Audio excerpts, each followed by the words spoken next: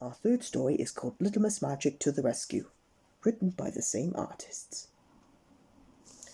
Miss Magic was out for a daily walk when she met Mr. Strong.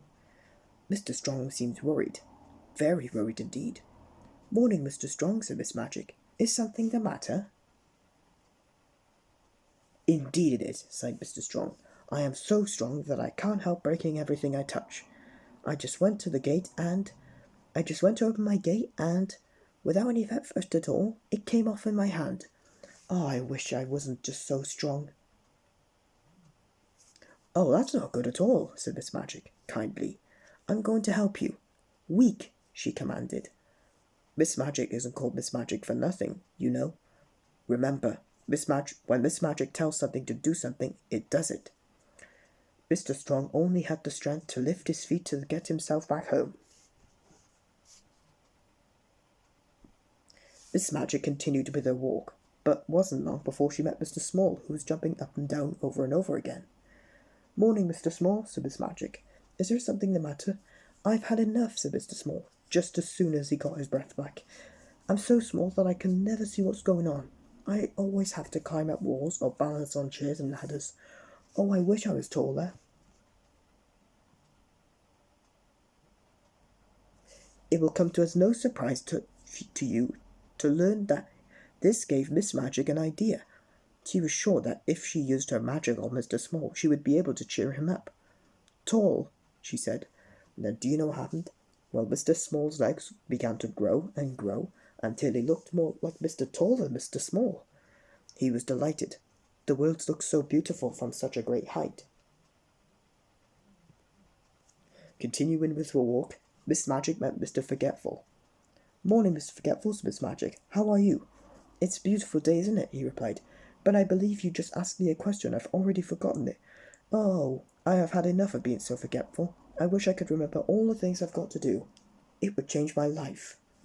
Poor Mr. Forgetful couldn't remember anything at all. And so once again Miss Magic decided to help. "Remember," she cried. And straight away Mr. Forgetful remembered that he had forgotten to switch his television off, that he'd left on all the shopping at the market, and that he had friends coming to his house for lunch. Mr. Forgetful's head had never been so full, and he rushed off to do all the things he had forgotten, which was a lot. "Help, help," came a voice from further up the lane.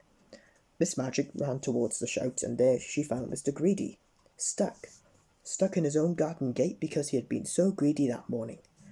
"Miss Magic, please help me," he cried. "I don't know what to do. I can't stop eating, and the more I eat, the fatter I became, and I'm getting fatter and fatter. I can't even fit through my own garden gate anymore. And yesterday I broke Mr. Slow's armchair when I sat in it. Oh, I wish I was thin."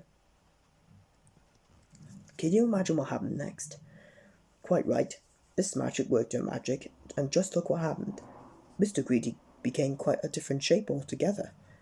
Not at all his old self. And that was the end of Miss Magic's good deeds for that day. A few days later, Miss Magic was eating her breakfast when, ding dong. Who do you think was at Miss Magic's door? It was 4 very miserable visitors. "Oh, Miss Magic," they pleaded, "please can you change us back to how we used to be? Our lives have changed, but now we're sad." Mr. Strong was so weak he could barely lift his arms. Mr. Small was so tall he kept bumping his head wherever he went. Mr. Forgetful's head was so full of things he had to do that he could no longer sleep, and as for Mr. Greedy, he had completely lost his appetite. Something had to be done. Miss Magic didn't need to think twice about using her magic. Soon she had put all her friends back to normal again. Mr. Strong was strong once again. Mr. Small was small. That can be ounce again. Mr. Forgetful immediately forgot all about the things he had to do, and Mr. Greedy's tummy once again almost touched his toes. But most importantly of all, they were all smiling again. They thanked Miss Magic and went on their way. Once the door had shut behind them, an air of magic still hung in the house of Miss Magic. Everything had been put back to how it should be. Everyone had found their old self and was very, very happy. Ding dong. Ah, but there was somebody else at the door. Miss Magic opened the door, and there stood Mr. Forgetful, looking more perplexed. "How can I help you, Mr. Forgetful?" asked Miss Magic kindly.